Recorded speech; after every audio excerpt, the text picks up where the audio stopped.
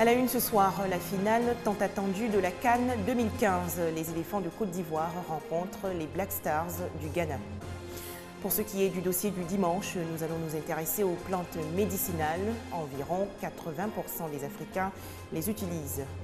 Enfin, l'alliance des militants RHDP pour l'émergence Treichville, favorable à la réélection du président Alassane Ouattara en octobre prochain. Bonsoir à tous et merci de nous suivre. Je vous l'annonçais dans les titres, 23 ans après leur dernière confrontation en finale de la Coupe d'Afrique des Nations, la Côte d'Ivoire et le Ghana s'affrontent ce soir à Bata, en Guinée équatoriale. Un véritable challenge pour les Ivoiriens, vainqueurs de la CAN 92. De la politique à présent, l'Alliance des militants RHDP pour l'émergence Treichville a procédé récemment au lancement de ses activités 2015.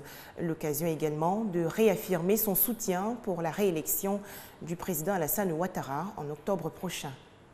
Il est le dernier-né des mouvements de soutien à la cause des oufouettistes. L'AMAT RHDP, l'Alliance des militants RHDP pour l'émergence à Treichville, affiche déjà ses armes pour la présidentielle à venir. Faire en sorte que Treichville soit au peloton des communes qui voteront massivement pour le chef de l'État, le président Alassane Ouattara, en octobre 2015. Pour y parvenir, l'AMAT RHDP entend sillonner les quartiers pour ne pas qu'il y ait d'abstention d'électeurs ou de bulletins nuls dans les urnes.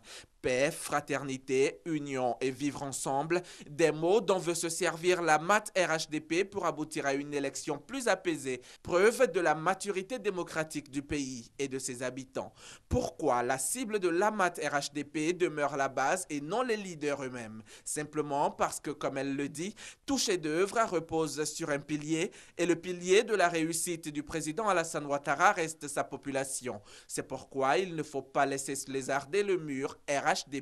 Et c'est pour cette raison que la MAT RHDP applaudit des deux mains l'union du PDCI et du RDR. Le 1er avril prochain, la MAT RHDP réunira toutes les forces vives de Treichville, jeunes, femmes, vieux, à la place Ernesto Djedje de la commune. Cette rencontre déroulera les grands axes de sa politique du vivre ensemble dans la commune pour que Treichville soit une référence en la matière.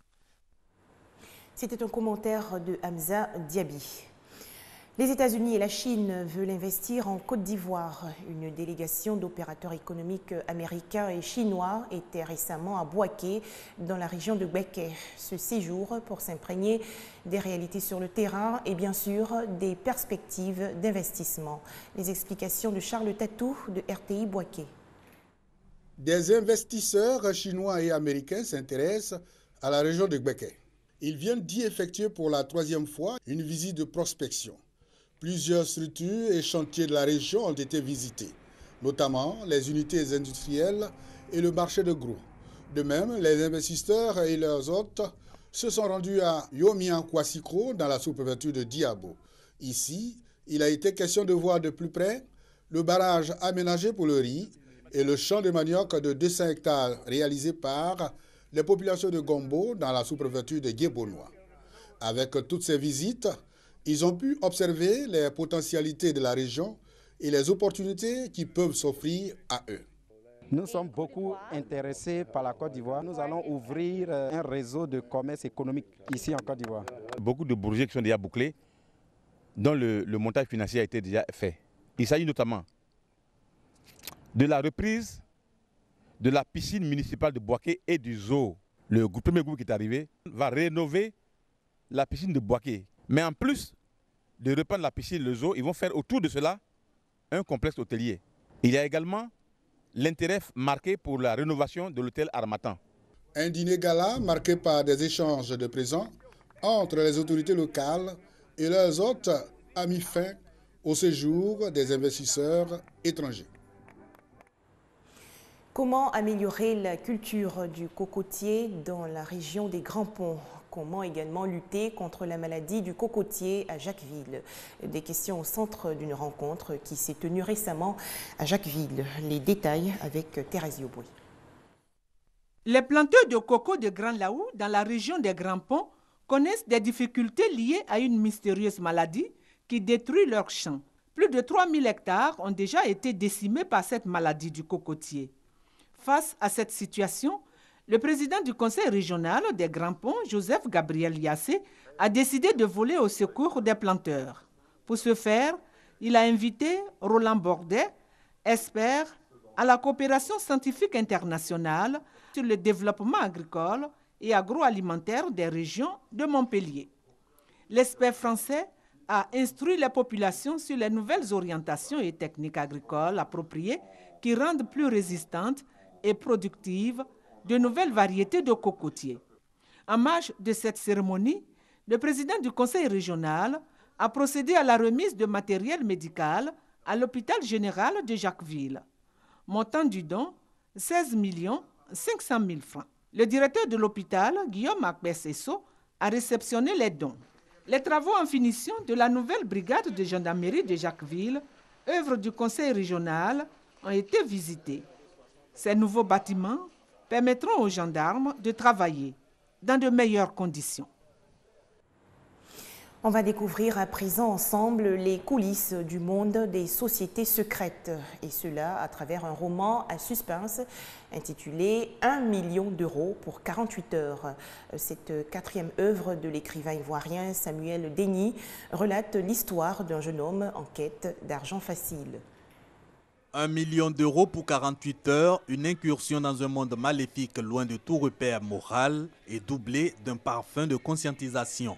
Une métaphore de notre société actuelle, société dans laquelle l'on rencontre une jeunesse prête à toute initiative pour s'enrichir à tout prix. Que ne peut-on pas faire avec 1 million d'euros? Mais quand notre vie en dépend, selon Samuel Denis, auteur du roman, il y a de quoi réfléchir longuement. Il s'agit de mettre en lumière certaines choses qui se passent dans la société. Il est clair que lorsque le lecteur lit le livre, l'auteur développe que l'homme en vérité est maître de l'argent, c'est clair. Nous avons l'argent comme serviteur et non pas comme maître. Donc cette œuvre apprend au lecteur à pouvoir savoir que la richesse véritable, ce n'est pas le fait d'avoir de grosses voitures ou bien une grosse maison. Un homme qui vit de façon modeste. Un homme qui vit de façon modeste, je crois bien que s'il arrive à s'occuper de ses enfants, c'est la vie, parce qu'il y a une autre vie qui nous attend après cette existence que nous menons ici. Donc comment tâcher d'être heureux de l'autre côté, ne pas compromettre celle que nous vivons sur la terre. Après le dernier jour d'un condamné à mort, 1 million d'euros pour 48 heures est la quatrième œuvre de Samuel Denis. C'est un thriller de 139 pages, rythmé de passion et de messages bibliques à découvrir. Un reportage de Léon Brou et Geoffroy au Kambawa. Plus de 16 000 enfants orphelins en Guinée-Conakry, au Libéria et en Sierra Leone à cause de l'épidémie d'Ebola. Des chiffres alarmants publiés par le Fonds des Nations Unies pour l'enfance.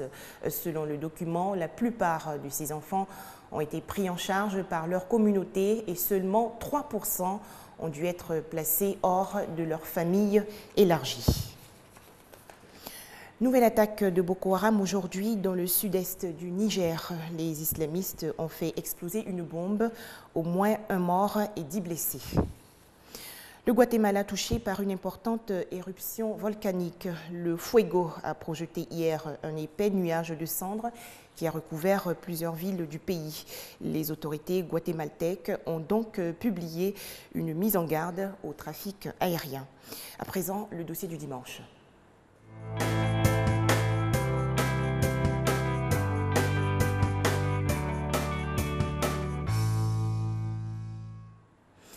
En Côte d'Ivoire, comme un peu partout en Afrique, les populations n'hésitent pas à avoir recours aux plantes médicinales pour se soigner. Feuilles, tiges, racines ou écorces, ces nombreux produits se trouvent au village, dans les pharmacopées ou encore chez les herboristes dans les marchés. Cependant, sont-elles efficaces? Comment les utiliser? Le dossier du dimanche répond à ces questions. Le marché de l'habitat extension à Adjamé grouille d'activité ce matin. Commerçants, vendeuses de légumes, de poissons et autres sont à la tâche. À côté d'eux, des vendeurs de plantes médicinales. On y trouve des écorces, des racines et des feuilles destinées à guérir des malades. L'écorce est très efficace. On peut le faire bouillir et puis se laver avec contre les mauvais esprits. On le fait bouillir aussi et on boit la décoction contre l'ulcère, le palu et qu'on appelle le mal des ventres.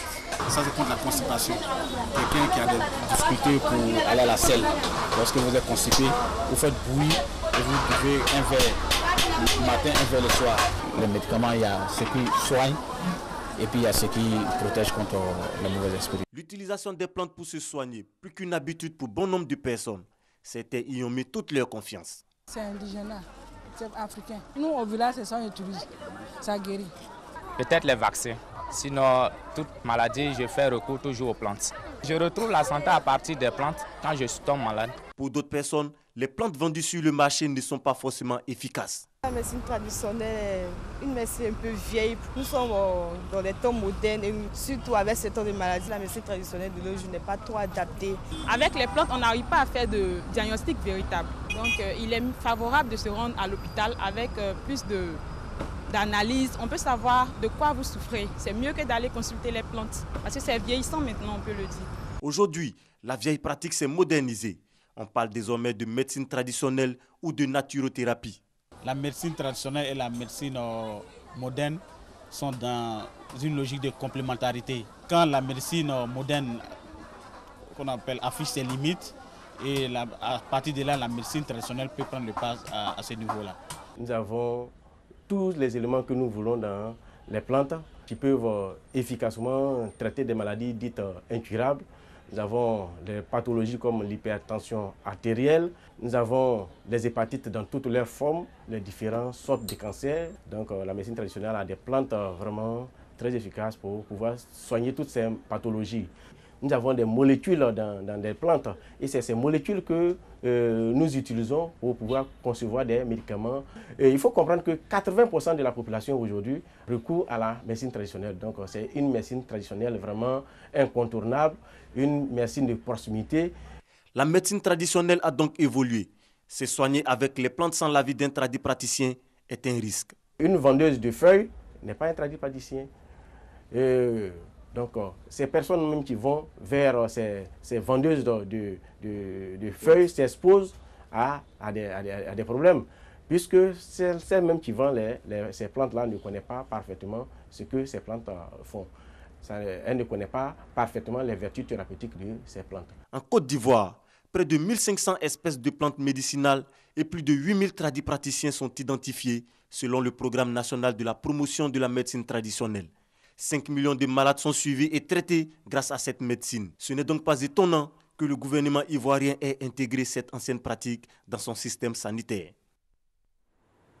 Voilà, dossier du dimanche présenté par Konaté Moussa. Et toujours 0-0 dans la rencontre Côte d'Ivoire-Ghana à Bata en Guinée équatoriale. Les deux équipes sont à la conquête du trophée continental. Voilà, très bonne suite des programmes sur RTI2 et à demain, 19h30.